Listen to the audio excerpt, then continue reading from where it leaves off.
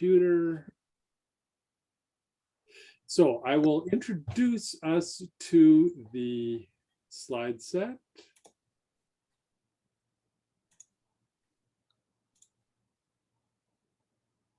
There we go. You should now all have the screen that says Cycle of Logic. I'm not sure that's an accurate title.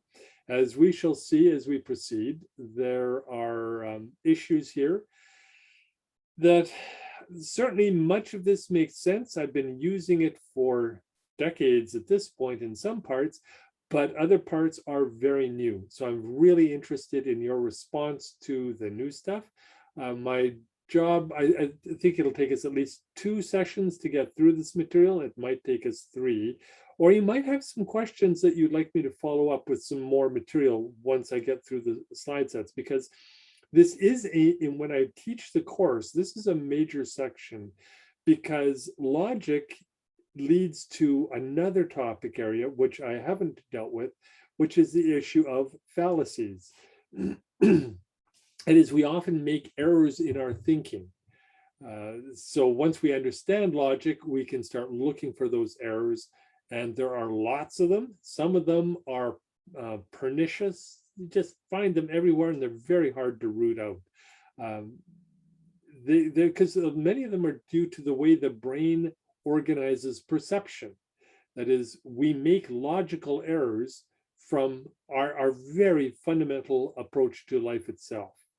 But before we get to that, we need to think about what is logic. And then before that, we need to think about what drives us to logic. And so that's where I want to start today, is with the fundamental question of what gets us there. And my source here is thinking about the work of the Belgian philosopher Michel Meyer. His work has really intrigued me in the way that it pushes us to think about the source of everything and how we have problems or questions that drive our fundamental aspects of life itself. So that's where I want to start, looking at the nature of problems. So I'll continue for about, I think, 20 minutes and then open it up for discussion. So sometime around 10:30 my time, we should end the presentation part. I'll just end it at wherever we have got to at that point and open it up for questions. So until then, you can keep your video off and we'll just listen to the presentation, and then I'll be happy to come back to it and we can discuss whatever. So the point that Meyer makes is that everything starts with problems. That if you start looking at how human beings process reality, when things are going well, that is, when things are easily understood, we don't think, we just do. That is, the frames of reference that we've got, the solutions that we've got, the materials that we've got, the resources that we've got are all quite adequate most of the time. And so we don't think, we don't do anything, we just carry on. Essentially, robots determined by our circumstances because they work. They don't call on anything. Our human brain is a relatively efficient machine. That is, if it doesn't have a problem, it doesn't see any point in working. So if we think about it, though, his point is that problems are what get us thinking, so that we can look at knowledge then. What's clear from that is that all knowledge is rooted in problems. That is, there's no such thing as abstract knowledge. We don't just gather knowledge. We might, as students, be exposed to knowledge in those terms, but the reality is it all came from problems. The whole history of human knowledge is the history of human problems. Well, what does that mean? That means we face a set of circumstances which are problematic. That is, there's something wrong in where we're at. If everything is right, we don't care to learn. If there's something wrong, then we need to learn. That is, something about our circumstances that has a problem in it, and therefore we need to learn. Now, the problem can be quite broad It may not be directly related to what we need to learn. There are lots of issues involved here in how that gets connected. And that's part of what we'll see with the presentation on logic, is starting to explore that very set of connections. Problems do not necessarily lead to the answers that we get. They simply start us on our journey. Now, a key thing about this, though, is that it requires that there has to be a perception that things can be resolved. Something has to be resolved. To define a problem, and we'll look at that in the next slide, we need to be able to have a sense that things can be resolved. Maybe they can't. And that creates some really interesting circumstances. So that is one of the issues. Is what happens if we have a problem that cannot be resolved? Is it in fact a problem? Maybe it isn't. Maybe it's something else. But we'll look at that in a moment. So everything starts with problems. You've got to have a problem or you don't start thinking. So where does that take us? Another way of thinking about this is that life seeks answers. This is that broad philosophical approach that comes from this, which is to say that if problems are what gets us going, then we can think about the process of life itself as one of seeking answers. And that actually can be thought of at the cellular level, in fact, even the atomic level. That is, things go wrong and then life gets engaged. But we can think of it then more broadly as what we're up to in life, that is, as each individual human being, what we're trying to accomplish is to get as many verifiable answers as we can. That is, everything we do is an attempt for a verifiable, solid answer, or what Meyer calls the quest for the apodictic, the absolute, or you can call it truth. That is, we want to be in a position where we can say with certainty, this is the answer. But ideally, an answer in such a way that we've forgotten there was ever a question. That is, it's so solid, so reliable, that we have moved into a world where we don't have to think anymore. So the goal of our life, in a certain sense, is to be in a place where everything is answered. I mean, but that never happens. The questions continue. In fact, sometimes the questions get worse. As we solve one problem, we realize there are other problems that are even more significant that need to be resolved. And so we go on. Now, Meyer points out something else, which is that we may not be able to achieve the apodictic. In fact, we can rarely achieve the apodictic. And then what do we do? Well, what do we do then is we seek the apocritical. That is, we seek something that makes the symptoms go away. That is, if we can't resolve the problem, at least we'd like to resolve the symptoms. We'd like to make the question itself go away. We might not have resolved the core, dealt with the real problem, but at least we're not seeing the symptom that drives us to ask questions, to seek answers. So this is the nature of our life. If you want to look at everything you're doing, you are trying to achieve the apocritical, the absolute, and failing that, achieve the apocritical, make the symptoms go away. So if you're a student, your goal is true understanding, but you may not achieve that. Well, what do you achieve then? Well, you want the apocritical. That is, at least you want a good grade. That is, the grade does not indicate that you understand, but it makes the symptoms of not understanding go away. That is, you're not failing the course. You're not struggling anymore. You've moved on. You've got a good grade. You may have not understood. You may not have achieved the apodictic, but the apocritical is not so bad. That is, it kind of resolves the problems in that you no longer experience the symptoms. Where that takes us, though, is to the quest for really reliable answers. What is a verifiable answer? which are the ones that will take us where we want to go in the long term. Okay. If the root is a problem, then we need to think about problems. And what do problems do to our thinking processes? One of the observations that comes out of the pragmatic school of philosophy, and Meyer picks up very quickly in his own work, while Meyer's very sensitive to the pragmatists, is that once you have defined a problem, you've actually got half the solution. That is, once you have a problem, you've got a focus for your thinking. You want to resolve the problem. But what is the problem? And naming that problem defines half the solution, at least.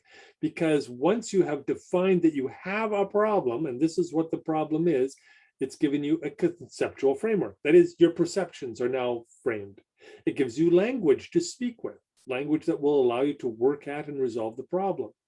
And it also locates you in terms of a personal stance or position.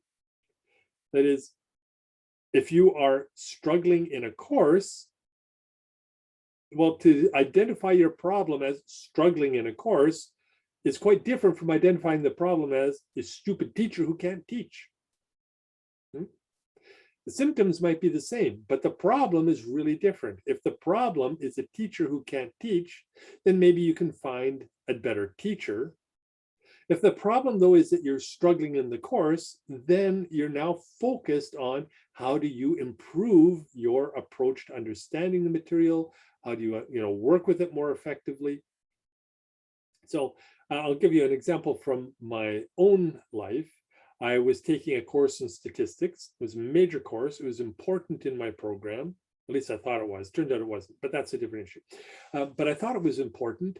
I had a terrible time understanding the teacher. So the question was I struggling with statistics or was I struggling with the teacher? I was talking about with a friend of mine who was also taking statistics, and she said, well, come sit in on my classes. My prof it's just so easy to follow. And so I did. I would go and attend her classes rather than my own. And her prof taught statistics in a way I found so much easier to understand. Granted problems when it came time for the final exam, but that was a different issue. But in terms of was I struggling with statistics or was I struggling with the professor, it turns out part of it was I was struggling with the professor. Find a better professor.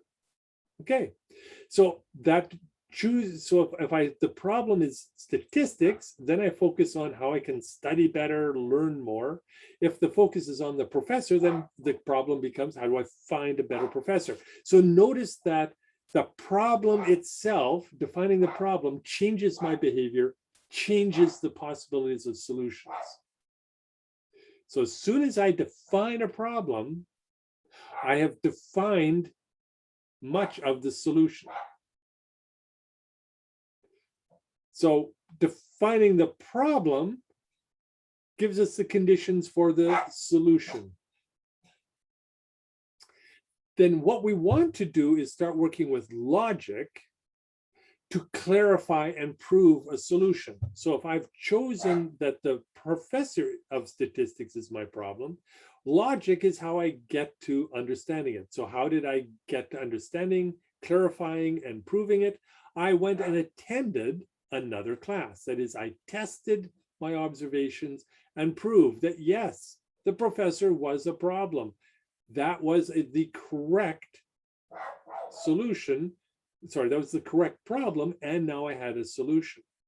But it could have turned out, in fact, this was also partially true, that my struggle was with statistics itself. That is, statistics do not come easily to my brain. Linear algebra, calculus, no problem. Statistics, big problem. It's a different way of thinking about math. So, okay, that part, the final exam demonstrated I still did not have the best grasp of statistics. but I think I passed the course because I had changed professors. And I don't think I would have passed the course if I had not changed professors. I struggled with the professor and I struggled with statistics, but I only looked at one, the professor, not the other, statistics itself, in terms of solving the problem. I still have nightmares about that course, and that was 30 years ago. More than 30, that was 40 years ago. Oh, goodness. So statistics, is statistics itself a problem, or is a statistics professor a problem? How do you define the problem? And that definition then points you in the direction of a particular kind of answer. Logic is about clarifying and proving that answer so that we get to a place where we have found the apodictic, not merely the apocritical. That is, where we found a true answer that gets us to a solid resolution forever, rather than just solving the symptoms. I found a partially apodictic answer in changing my statistics prof. It turned out, in fact, more to be apocritical. That is, one of the symptoms, I couldn't understand the professor, disappeared. Understanding the professor was not the solution to the problem. That is, there was more to it. I achieved a solution to a symptom, hard to understand professor. I did not achieve my final solution, understanding statistics. So I hope that's clear. We're trying to get to the apodictic. We want solid answers that will explain things forever. But how do we do that? It's tough. We try things, we explore. And this is the process of logic. It's that trying things and exploring, seeking the best answer possible. We experiment, we try stuff. That's logic.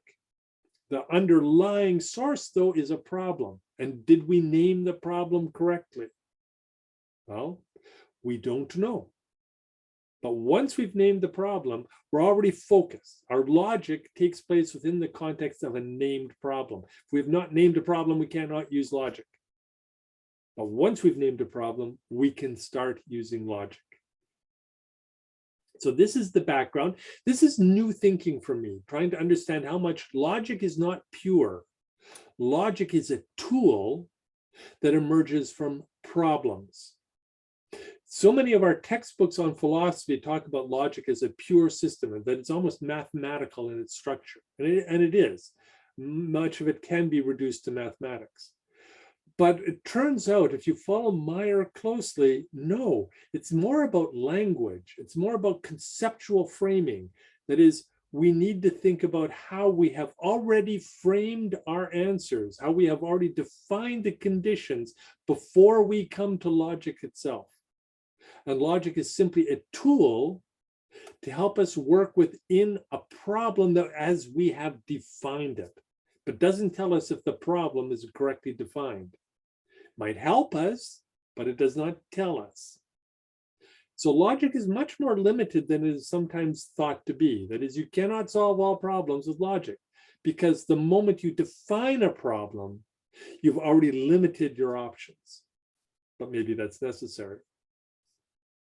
So that's step one, thinking about the problems, and now you're trying to come up with long-term correct solutions.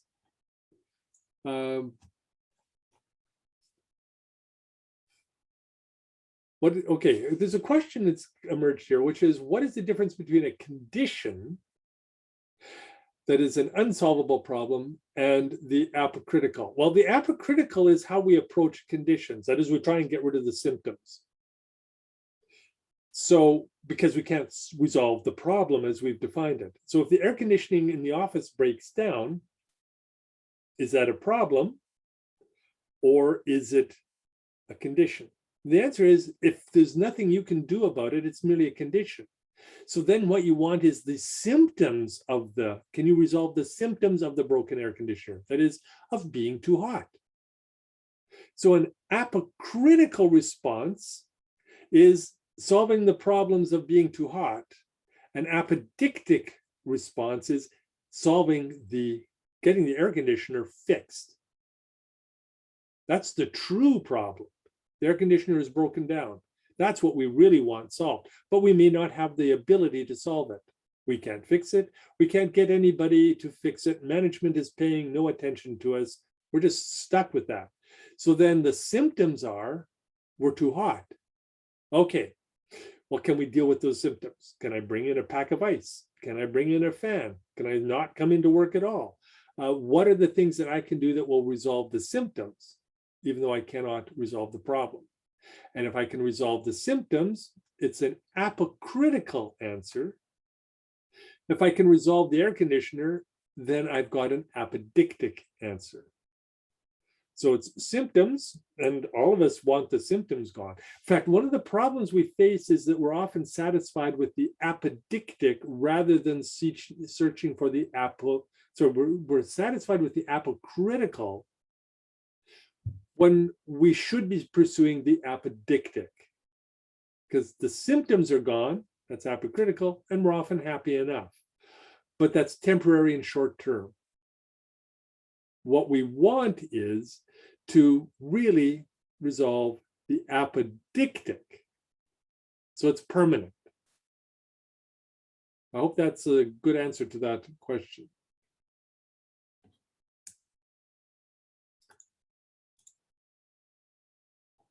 So move on then. There are two fundamental types of logic.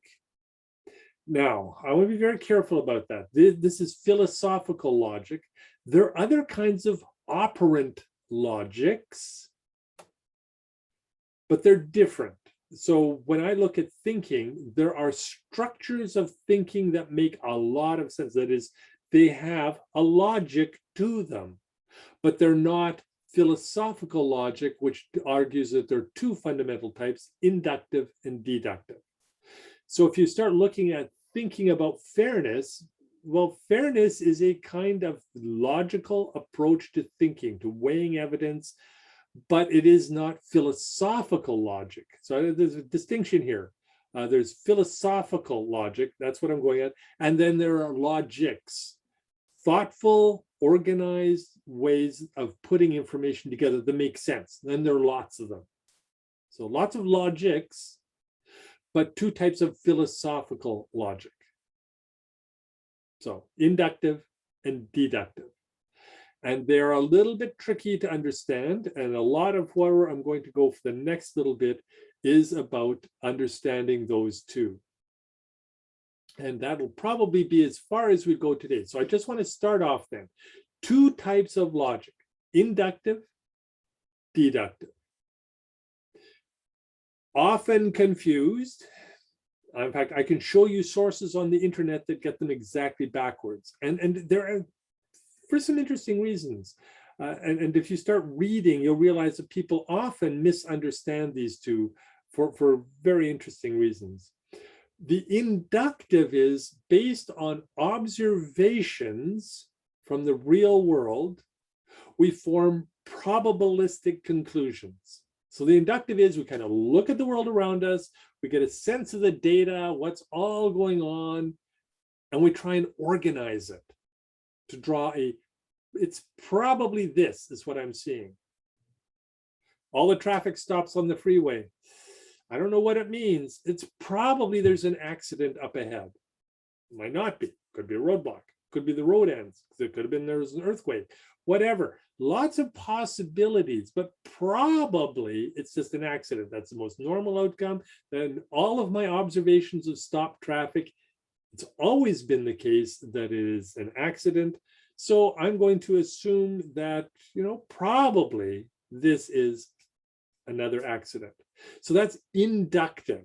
You've got lots of observations and you're making a probabilistic conclusion. 90% of the time, at least, it's an accident that causes the traffic to stop on the freeway. The other 10% of the time could be a roadblock, could be something else entirely. Things do happen. We use inductive logic a lot. In fact, it is one of the dominant ways that we approach life, and it's got some real problems, and that's one of the major areas of fallacies, that is errors in thinking. It comes around inductive logic. The other kind is deductive logic, And this is when we have a conclusion, a solution, a theory, and we test it. So my inductive observation is that it's probably an accident. Okay, deductive. There is an accident on the freeway. The traffic is therefore stopped. So I test it. As I'm stopped there, eventually the traffic breaks up and I go, oh, look at the car crushed on the side of the road. Yes, there was an accident. I have an absolute conclusion. There was an accident. So my deductive says the theory said there is an traffic stops when there is an accident. I have now tested it. There was a traffic stop. I saw an accident. It is proven. This particular problem has a clear apodictic answer. There was an accident. I went from theory to absolute conclusion. But maybe nothing. Maybe I saw nothing. Maybe the accident had been cleared. Maybe there had been a police roadblock and it was gone. Who knows what had happened? That is, my deductive theory, the traffic is stopped because of an accident, might not have been proved. We don't know until we've seen the results of the accident. So it's kind of difficult. Hard to get to that apodictic spot. So that's where the deductive is trying to take us. That's where we want to get. The inductive is about positioning ourselves to be able to test. So that is where we will start next week, is looking at this, the cycle of logic, how we go from problem to observation to generalization. That's the inductive side. And from generalization to prediction to verification, the deductive side. And that is the core of this presentation. But I will pick it up with that next week, looking at the cycle of logic itself and how that works. But right now, all I want us to do is to really think hard about the issue that there are problems.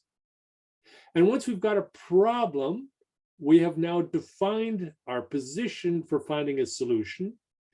For finding that solution, we then use inductive and deductive forms of philosophical logic, and we combine them in the cycle of logic. So I'll spend time there.